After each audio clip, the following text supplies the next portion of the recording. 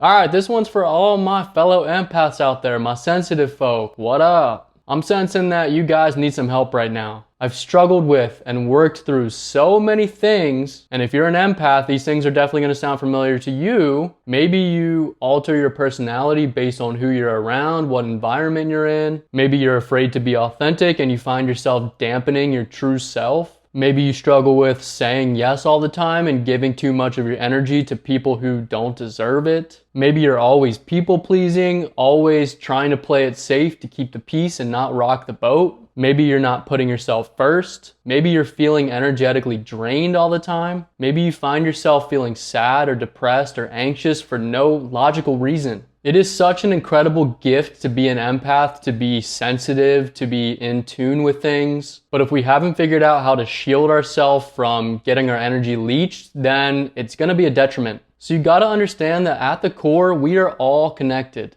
Really, if you want to get down to it, we are just all organized balls of vibrating atoms. And because we are all made up of the same thing, because we are all energetic beings, then we can be affected by the energy around us. This is an amazing gift, even if we feel shitty, even if it's overwhelming. Being able to read people, being more conscious and aware, it's awesome. But first, we really got to learn to find the separation between our own energy and someone else's. We got to find the separation. A few years ago, I remember I was watching so many videos by a guy named Aaron Dowdy. I'm not sure if you heard of him, but he's pretty big here on YouTube. And he made so many videos super helpful for empaths, like especially finding your frame, exuding your own energy and not being affected by someone else's. And it was super big for me when I had this like aha moment and I realized that I wasn't being my true self. I would go out and I would just be like a melting pot of energies. I would be picking up on so much stuff that I didn't know what my true self was. Maybe one of the biggest realizations I had, this kind of pretty much sums it up. I was like,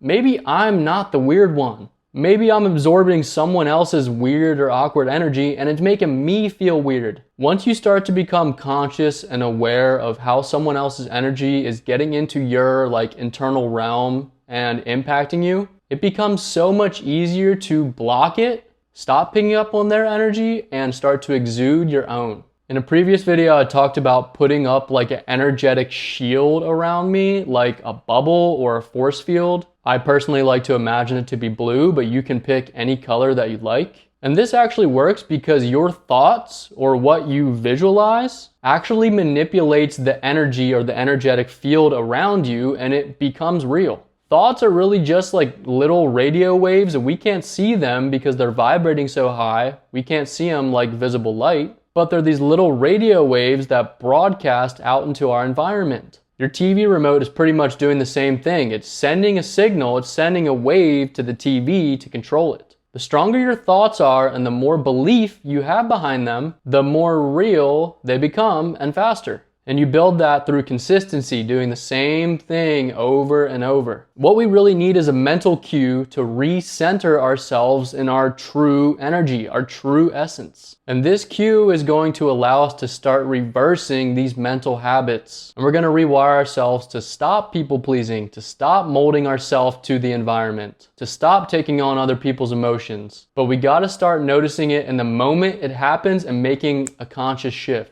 That's why it's super crucial to keep noticing in the moment when it's happening and really just starting to become aware of the deeply ingrained programming that we're running on autopilot. The most important thing you can do is become aware of it. I talk about rewiring our minds in so many videos, so make sure you go check them out after this one. Learning the concept of staying in my frame was so crucial for me. And when I talk about frame, I'm talking about, okay, my frame is my own energy. I'm like secure in my opinions. I'm not acting because of what someone else wants. I'm being authentic. I'm standing up for myself. And when I notice that I'm falling into someone else's frame, I start to control my breathing and my body language. When I consciously slow my breathing down, my brain activity slows down and I regain control over myself and my actions. I shift my posture from being closed off and stiff and awkward to more open, more powerful, more loose, and more relaxed. Then I put my bubble up, my force field, and I visualize my energy expanding. I've gotten so good at this that I naturally pretty much exude my own energy no matter where I am, no matter who I'm around. And I don't take on as much as I did previously from others because I've gotten so good at noticing it and making that shift. And for the chronic people pleasers, the yes men and the women out there, I know you're out there, it was so huge for me when I actually started tuning into what I wanted to do and separating that from what other people want me to do.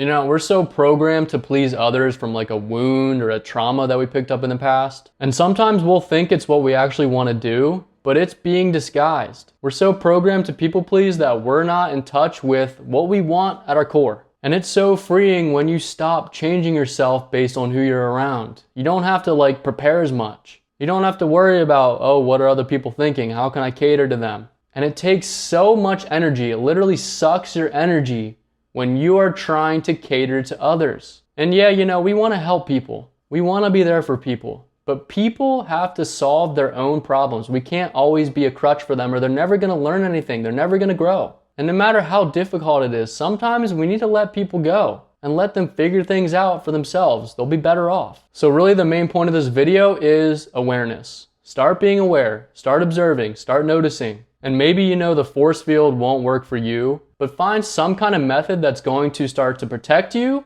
and start to expand your energy. And really start becoming friends with what your own energy is. Because as empaths, we can have a very, very powerful energy that we can exude once we take control of it. I want you to step into your full power as an empath, but it starts with being aware. It starts by making new decisions in the moment. It starts with rewiring our brains to step into our power. Hope you enjoyed the video and got some value from it.